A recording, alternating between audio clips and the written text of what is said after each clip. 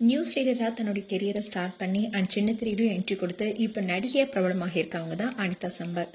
இவங்க கர்ப்பமா என்று கேட்கறவங்களுக்கு ரொம்பவே உருக்கமா ஒரு வீடியோவை ஷேர் பண்ணிருக்காங்க.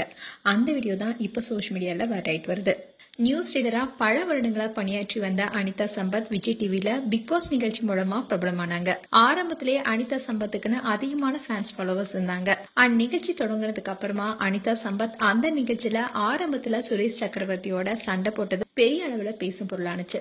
அதோட பிக் பாஸ் நிகழ்ச்சிக்குள்ள இருக்கும்போது தன்னுடைய கணவர் பத்தியும் தன்னுடைய அப்பா குறித்தும் அடிக்கடி அனிதா சம்பத் பேசிட்டே இருப்பாங்க.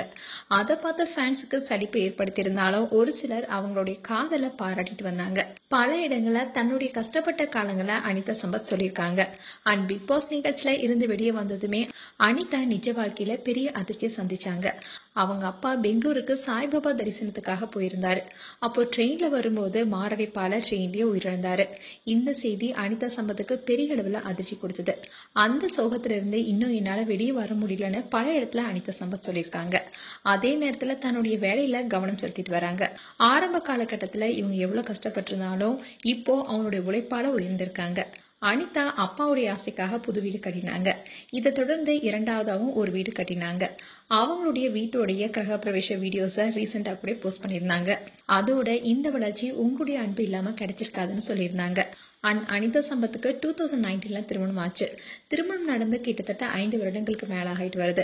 இந்நிலையில அனிதா சம்பத் கர்ப்பம்னு கேட்கறவங்களுக்கு இந்த வீடியோன்னு ஒரு வீடியோவை ஷேர் பண்ணிருக்காங்க. அதுல எக்ஸ்ட்ரீம்லி ஹெவி பீரியட்ஸ் பெயின், என்னால நடக்க கூட முடியலன்னு சொல்லியிருந்தாங்க.